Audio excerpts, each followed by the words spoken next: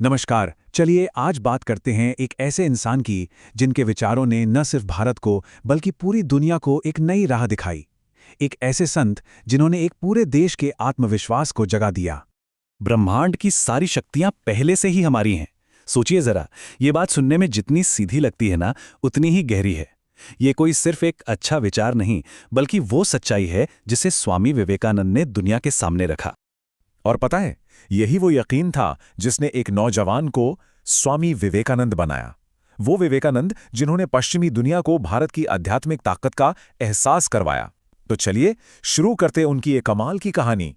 तो हर बड़ी कहानी की तरह इनकी कहानी भी शुरू होती है इनके बचपन से, जब स्वामी विवेकानंद नहीं बल्कि नरेंद्र नाम के एक जिज्ञासु लड़के थे। तो तारीख थी 12 जनवरी 1863। जगह थी कोलकाता। यहीं नरेंद्रनाथ दत्त का जन्म हुआ। अब देखें, उनके घर का माहौल बड़ा दिलचस्प था। एक तरफ उनके पिता विश्वनाथ दत्त, जो एक जाने माने वकील और तर्क में विश्वास रखने वाले इंसान थे, और दूसरी तरफ उनकी मां भुवनेश्वरी देवी, जिनकी ईश्वर में गहरी आस्था थी। तो यहीं से नरेंद्र के अंदर तर्क और आध्यात्म दोनों का एक अनोखा संगम तैयार हो रहा था। बचपन से ही नरेंद्र, मतलब वो आम बच्चों जैसे नहीं थे। उनके दिमाग में हर वक्त सवाल घूमते रहते थे। लेकिन ऐसा भी नहीं कि बस किताबों में ही डूबे रहते थे। अरे, खेल का मैदान हो या संगीत की महफिल, उनकी एनर्जी हर जगह दिखती थी। ये एक ऐसी शख्सियत की शुरुआत थी जिसे आगे चलकर दुनिया बदलनी थी। लेकिन फिर उनकी जिंदगी में एक ऐसा मोड़ आया जिसने सब कुछ बदल दिया। और ये मोड़ था उनकी अपने गुरु से मुलाकात। सच की तलाश में वो ना जाने कितने गुरुओं के पास गए, लेकिन उनके मन को, उनके तार्किक दिमाग को कहीं जवाब नहीं मिला। फिर आया साल 1881, जब वो मिले रामकृष्ण परमहंस से, और उन्होंने सीधा, बिना किसी लाग लपेट के, वो सवाल पूछ लिया जो उनके दिलो दिमाग में घूम रहा था। क्या आपने भगवान को देखा है? अब देखिए, रामकृष्ण का जवाब किसी किताब से नहीं आया था। वो सीधा उनके अनुभव से निकला था। उन्होंने बड़े ही शांत भाव से कहा, हाँ, मैंने देखा है। मैं उन्हें ठीक वैसे ही देखता हूं जैसे तुम्हें देख रहा हूं। बस फर्क इतना है कि वो अनुभव कहीं ज्यादा गहरा है।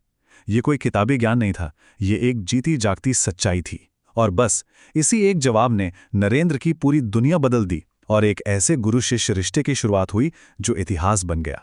तो रामकृष्ण की छत्र छाया में नरेंद्र ने वेदांत का सबसे गहरा सार समझा।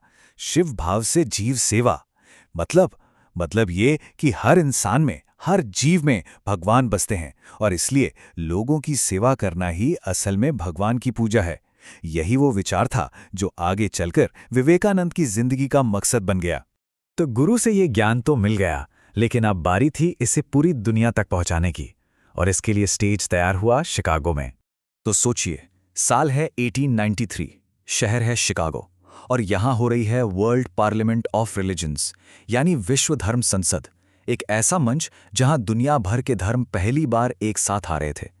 और इसी मंच पर भारत की आवाज बनकर खड़े होने वाले थे एक युवा सन्यासी। जब विवेकानंद की बारी आई बोलने की, तो उन्होंने कोई भारी भरकम श्लोक नहीं पढ़ा। उन्होंने बस दिल से 5 शब्द कहे, sisters and brothers of America, बस इतना ही कहा। और पता है क्या हुआ? इन 5 शब्दों में ऐसा जादू था कि पूरा का पूरा हॉल अपनी जगह पर खड़ा हो गया, और करीब 2 मिनट तक सिर्फ तालियां ही बजती रहीं। ये जीत थी उस अपनेपन की जो किसी देश या धर्म की सीमाओं को नहीं मानता।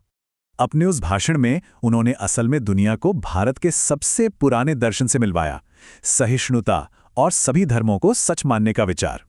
उन्होंने समझाया कि देखो, जैसे सारी नदियां अलग अलग रास्तों से होकर आखिर में एक ही समंदर में मिलती हैं ना, ठीक वैसे ही सारे धर्म, रास्ते भले ही अलग हों, पहुंचते एक ही सच तक हैं।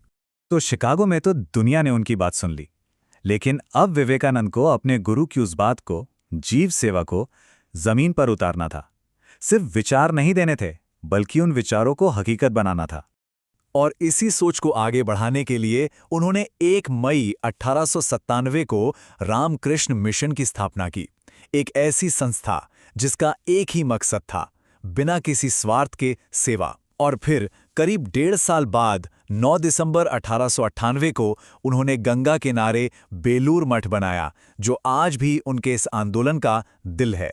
विवेकानंद को ये बात बहुत अच्छे से पता थी कि किसी भी देश की असली ताकत उसके युवा होते हैं। और इसीलिए उनका जो सबसे पावरफुल मैसेज था वो हमेशा नौजवानों के लिए ही था। और वो मैसेज क्या था? एक ऐसा मैसेज जो आज भी हम सबके रोंगटे खड़े कर देता है। उठो, जागो और तब तक मत रुको जब तक लक्ष्य ना मिल जाए। ये सिर्फ एक लाइन नहीं है, ये तो जिंदगी जीने का एक तरीका है, लगातार कोशिश करते रहने का।